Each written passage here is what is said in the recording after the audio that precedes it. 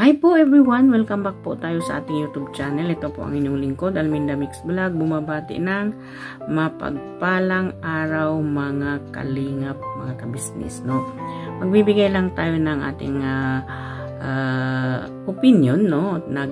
Reaction na rin natin dito sa 19 birthday shoot ni Carla. At 15 months anniversary ng Jomcar na rin, ano? Pinagkaisa ito ni Kalinga Prab. So, bago natin pagpatuloy, ako'y nagbabaka sakali kung hindi pa kayo nakasubscribe dito sa aking munting bahay. Baka pwede pong pakipindot ng subscribe button dyan, ano? At ng notification bell para updated na rin tayo sa lahat ng ating mga nire-reactionan dito sa Kalingap at sa Ka-Business Official. So, proceed tayo mga Kalingap, mga ka-Jomcar, no?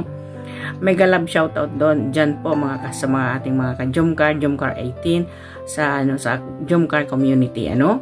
So ayun nga, ano, at ay nag photoshoot nga itong Jomcar, ano, at lalong-lalo na itong 19th birthday ni Carla.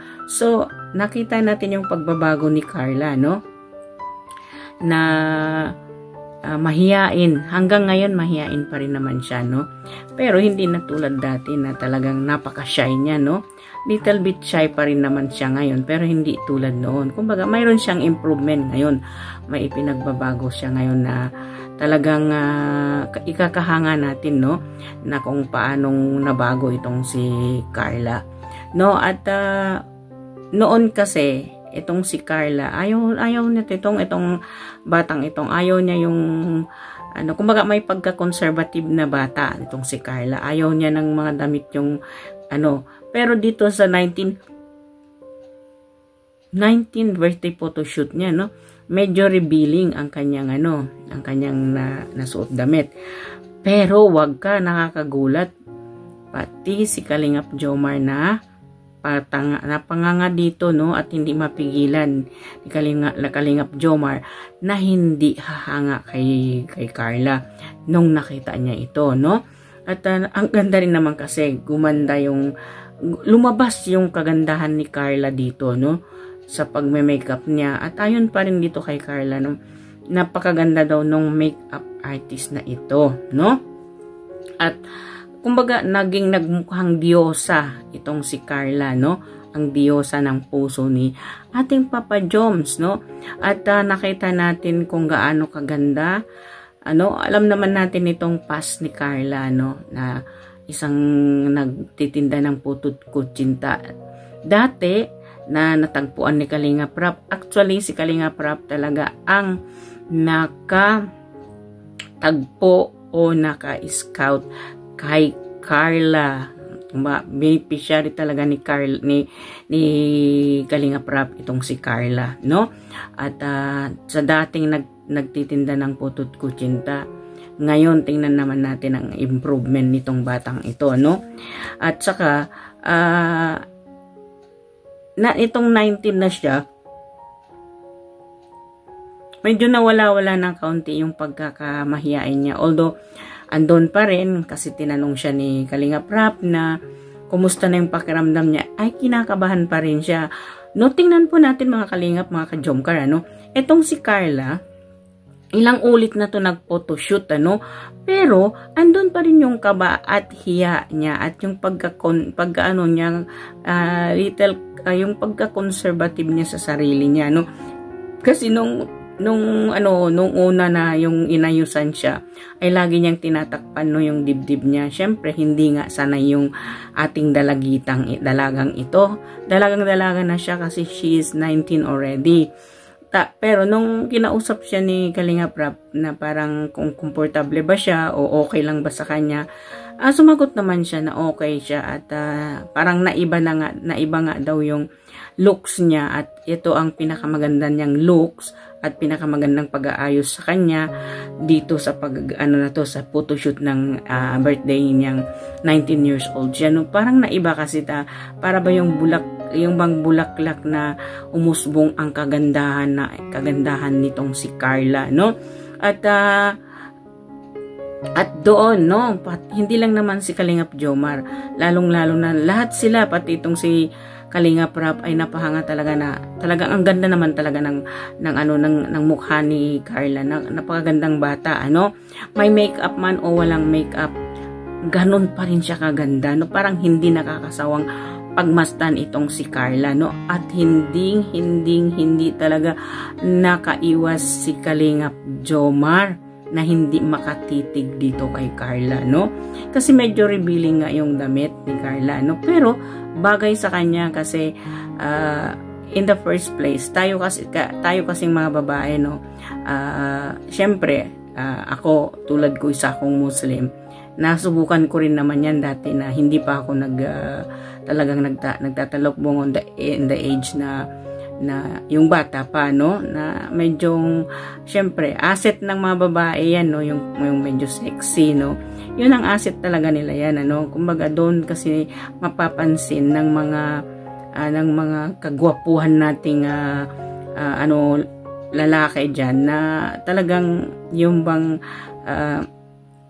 feminine look kang tignan, no. Yan. Hindi naman yung para mag-reveal ka ng sarili mo o ng kung ano yung kaseksyan mo para umakit ka o para bastusin ka. Hindi, kasi mayroon kasi yung revealing ka na hahangaan ka ng tao. Hindi lang lalaki ang hahanga sa'yo, pati mismo ka pa mong babae humahanga doon sa kaseksihan mo, ano. At yun nga itong nag-ano dito kay Carla, no, lumabas yung kaseksihan niya. At isa pa, kaya lumabas yung kaseksihan at pagka super feminine ni Carla, mayroon kasi siyang dibdib, no? Hindi yung flat. Marami kasi sa atin flat ang dibdib. So yun ang, kahit gaano ka pa kaganda ng pagmukha mo or something, basta wala kang dibdib, hindi mapapansin yun na ikaw ay sexy. Kahit gaano ka pa kaganda, wag na natin isama itong mga modela. Talaga itong mga modela, wala talaga yung dibdib, no? Pero kung sabihin na parang sa kaseksihan, yun kasi ang nagpapasexy, yung dibdib ng isang babae, no?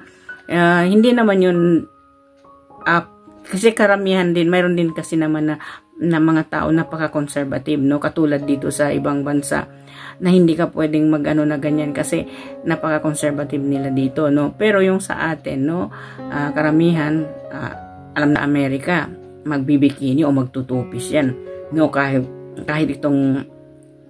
saan, no? As long as silang mga puti, talagang revealing talaga sila.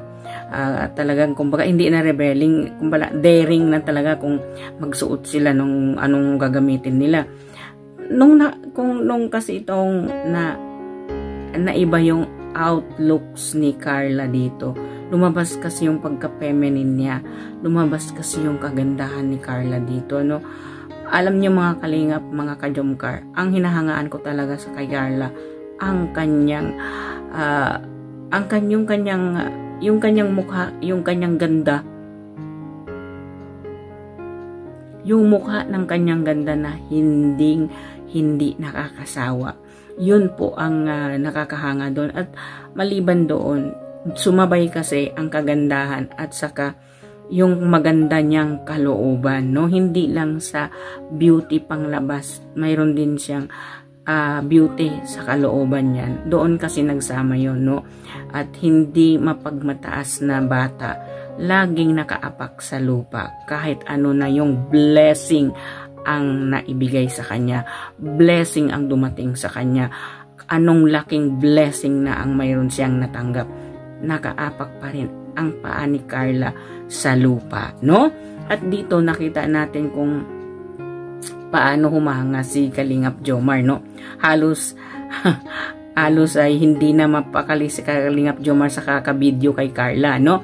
Kitang-kita natin 'yon at napasabi talaga si Kalingap Jomar na ikaw kasi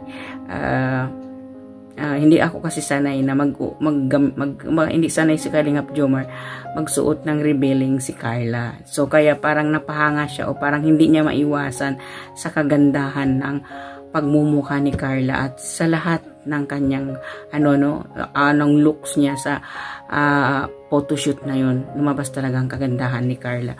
At itong photoshoot na ito ay birthday ni Carla at 15 months months anniversary din ng Jomcar, no? So, makikita natin, no, ang tatag naman talaga ng samahan ng Jomcar mula noon hanggang ngayon, sila pa rin ni Jomar, ano, wala pa rin pagbabago, ano, at nananatili pa rin ang close at sweetness nitong dalawang sweet couple natin, ang Jomcar, ano, mga kalingap, mga ka-Jomcar, ano, at number 1, no, ang love team na number 1, itong Jomcar, na hindi talaga nakakasawang panoorin ang Jomcar, dahil din siguro kung itong tahimik si Carla, malimit magsalita, pero si Jomar kasi ay madada at mapangbiro, no? Kumbaga naaanuhan niya yung ano ni Carla, na nasasakayan niya, na although sinabi ni Carla, maraming salamat dito doon daw kay Kalingap Jomar, at napagtiisan niya yung ugali ni Carla. No, syempre, dapat i-adjust talaga ng isang lalaki. Kung talagang mahal mo o gusto mo talaga yung isang babae, i-adjust mo talaga yung ugali mo doon sa ugali ng babaeng minamahal mo, ano. So dito sa love team na ito, no, hindi natin masasabi, hindi na ito napofall in love ang bawat isa sa kanila, kasi nagpapalagayan na to ng loob, kasi trust na ito si ano, lalo na mga magulang ni Carla, mga parents ni Carla ay nagtatrust talaga sila kay Kalingap Jomar, at nakita naman natin si Kalingap Jomar na hindi naman niya talaga bibiguin yung tiwala ng mga magulang ni Carla sa kanya. So well, mga Kalingap, mga ka-Jomcar natin dyan, hanggang dito na lang. Kung nagustuhan po ninyo ang aking reaction video, please subscribe, like, share, and comments po nitong aking mga video. Please wag po natin i-skip ang ads, mga Kalingap, mga ka-Jomcar, para may aim kasi po ako na medyo magbigay ng kaunting tulong doon po sa amin, no? So mga Kalingap, mga ka-Jomcar,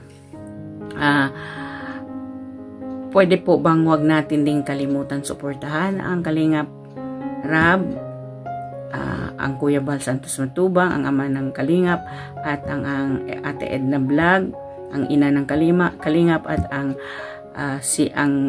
may bahay po ng Kalingap Rab ay si Jack Tapia Matubang po, at ang lahat po ng reactors ng Karepa, mga kasamahan ko po, at reactors din dito po sa Kabisnes, at lahat po ng